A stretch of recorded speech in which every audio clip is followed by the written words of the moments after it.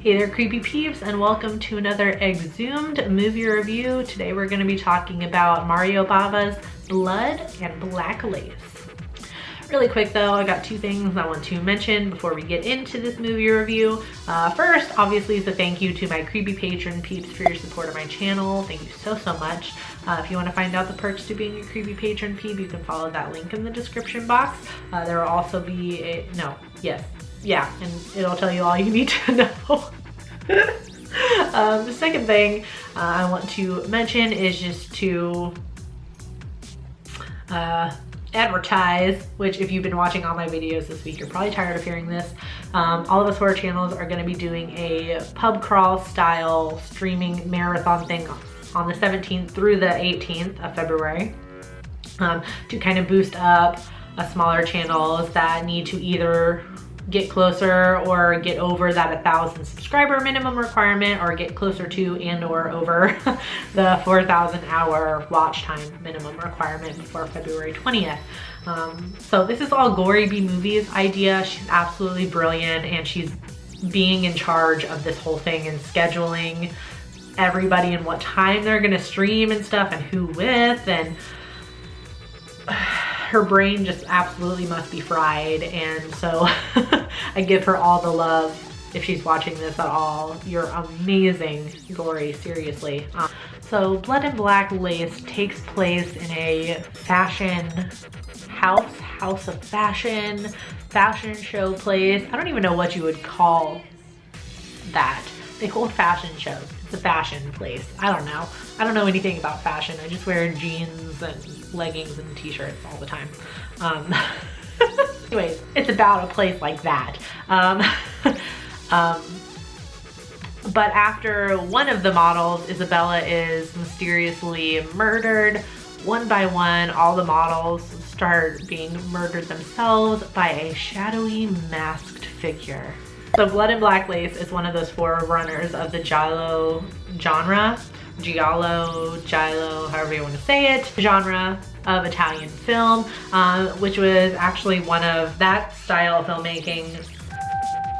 It has a lot of elements in it that kind of inspired the slasher genre, so there's a lot in there that they both have in common, which I think is cool. So this movie is one of those forerunners for Giallo. And it kind of solidified a lot of the tropes that a lot of people are used to, which is a mysterious, shadowy, masked figure who is killing everybody, beautiful victims, awful dubbing, awful voice dubbing, among other things. If I can find it, I'll link it up here, my review of The Editor, which is a kind of like spoof parody of Giallo movies. So I explain more of the characteristics of the movies, of that style of movie, in that review. Getting my sentences together really well today. Anyways, more of what I liked about this movie. I really liked the look of the killer, kind of like in your typical like kind of like shadowy figure kind of garb, like a long black trench coat, black gloves, a black hat. But what's really creepy about the killer is they wear this stocking mask, I guess. It looks like kind of like stocking material, but it over their whole face, so it looks like, so you can kind of see the features like a nose and their jawline and stuff, but it looks like they just have no face, like they have no eyes, no lips and stuff, and it's just like really freaky looking. I really liked it. I really liked the colors of the movie, especially given that this is like a fashion house. Like I said, I don't know what you would call this, but the kind of beauty and glamour of this fashion world really contrasts with the brutal murders and the way these beautiful women are disfigured, and I really like the contrast between the two. And speaking of the killing scenes, a lot of them are kind of long and drawn out, and it really builds up suspense leading up to the kill. Some of them are not, some of them are pretty quick, but the more drawn out ones are super gruesome, and they definitely don't shy away from really showing a lot without it being too gory. Not that that's a bad thing, but it's like, it kind of had like a classy air about it, the way it was shown. I don't know how to describe it. And one thing I really liked about this, which I don't even know if I remember ever hearing Wes Craven say this in an interview or in a commentary or in anything, but there were definitely a lot of elements in this movie that reminded me of Scream. But I'm definitely gonna spoil a big plot point really quick just because it relates to Scream so much. So what I really liked about it, which Wes Craven definitely had to get the inspiration from this movie from, is the double killer reveal. So, you know, of course, part of the fun of watching the movie is trying to figure out which character is the killer. And turns out there are two. It is the countess that runs the fashion place and her lover. And they have an instance where lover and all the men actually involved in the fashion house are held in jail for one night. And this is kind of a trick on the investigators' part. They're trying to prove that one of them is the killer by, you know, showing like if they're all locked up in jail, nobody's gonna be murdered. But then somebody is murdered that night by the countess, who does this to create an alibi, which had to be an inspiration for Scream. It just had to be. And I don't watch that many Giallo movies because they're not really my favorite. I don't like them all that much, which is silly because I like slasher movies and they're, you know, I don't know. So I don't know if that is a big part of Giallo also, but I just was really like, whoa, like, oh, I really liked that. Yeah, dramatic reenactment of my reaction.